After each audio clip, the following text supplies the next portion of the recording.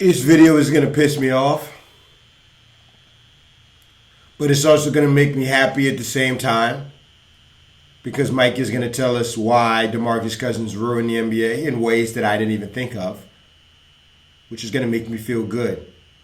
But when the reality starts setting in that this actually still happened and our opinions don't matter, that's when I'm going to start to get angry.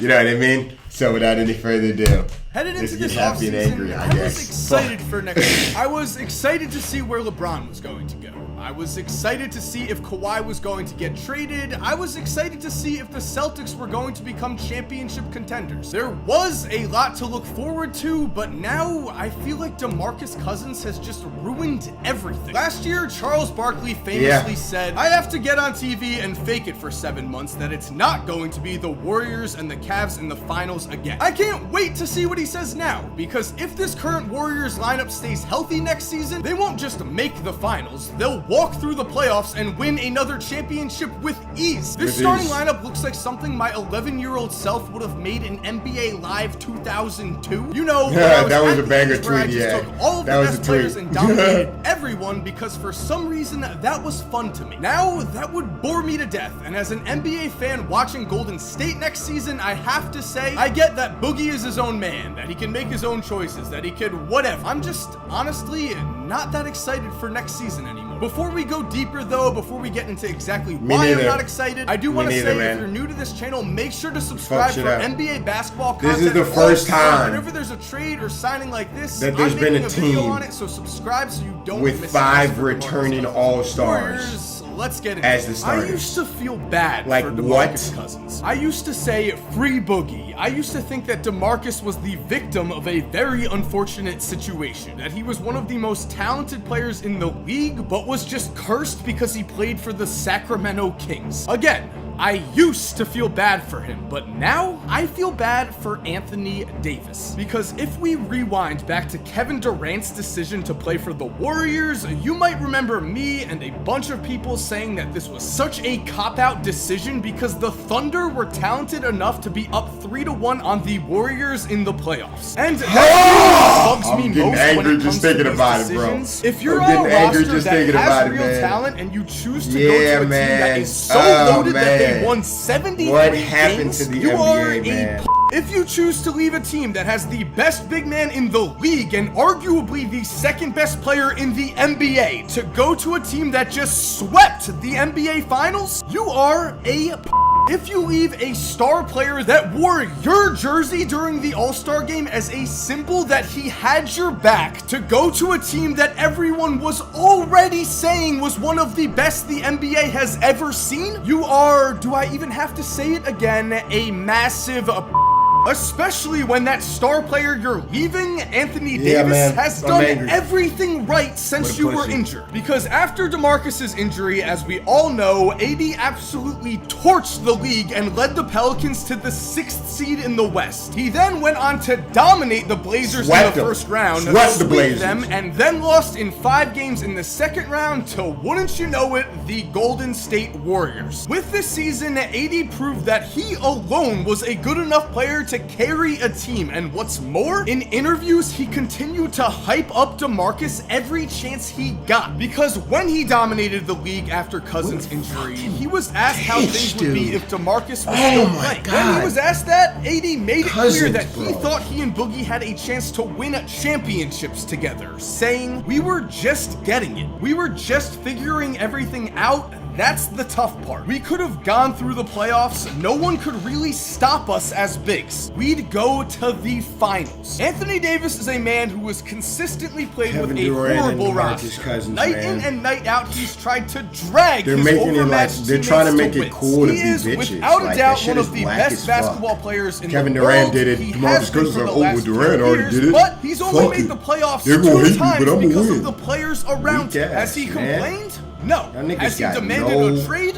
No. Again, He has No done heart. everything No right. And self-respect. now, fresh off a season in which he proved No he was good self-respect enough at to all. be the best player on a championship team, fresh off a year where the Pelicans proved they could do some serious damage if DeMarcus came back, AD watched as Boogie turned his back on him and left in an even bigger combat people situation already than didn't Kevin like Durant. you. I mean, You had at people least like me KD and had Mike won the that MVP liked you. before he went to the Now Warriors. no one likes At least you. he No brought a one team likes to you. the finals. At least he had the excuse that he didn't want to play with a ball-dominant point guard anymore. DeMarcus Cousins, on the other hand, has earned nothing in the league so far. He's never been to the finals. He's never even been on a playoff team, and so you know what they say, if you can't beat them, join them. DeMarcus Cousins couldn't beat anybody, so he took a massive pay cut, joined them, and is now going to be carried to a championship. Could have got $40 million for 2 years from the Pelicans and said no. I'm not sure how anyone can. Said no. Because this is probably I'd rather the take single 5 most and go play for the decision in all of sports. And really, it does beg the question, why is this even allowed? Why would a player of Cousins' talent be allowed to take a contract that's severely Chris Paul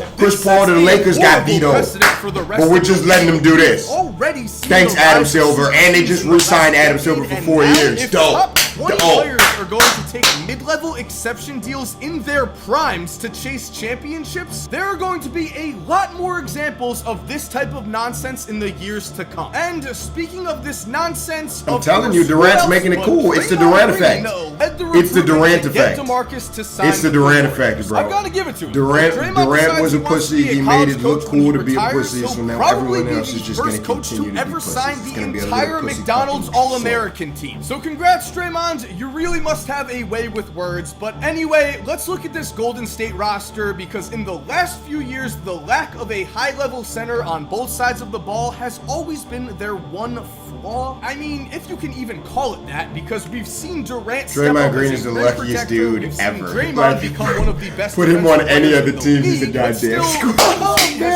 He's a scrub. He got so lucky to be on the Warriors. Draymond is the luckiest player in the NBA. That's why he's doing all of this recruiting and shit to make sure he stay on the team. DeMarcus Cousins isn't just a good big man or even an all-star level talent. In his career so far, DeMarcus has proven that he is an elite level player. To show you what I mean, in his last 4 seasons between the ages of 24 and 27, Boogie has averaged 25.9 points, 11.9 rebounds, and 4.2 assists per game. Obviously, those are awesome numbers, but they're even more impressive than you might think. Because throughout the course of NBA history, only 2 other players have averaged at least 25 points, 11 rebounds, and 4 assists between the ages of 23 and 27. Those other 2 players are Hall of Famers Kareem Abdul-Jabbar and Elgin Baylor. And looking at DeMarcus' stats, the real number we need to focus on here is his passing, because that's what makes this trade so absolutely terrifying. Cousins is not a black hole on offense. He isn't someone like Dwight Howard who demands to post up at all times and is a horrible passer. No. Boogie is one of the best passing big men in the league, which is only going to make Golden State's offense that much more. But he wants to score. Last season, DeMarcus averaged a career high, and he's not gonna have a single 20-point game on the Warriors. I hope you know that, Boogie. No 20-point games for you, baby. Definitely no 30-point games. Definitely no 30. You can kiss 30. You can kiss 30-point games goodbye, motherfucker. This is not happening. Not today.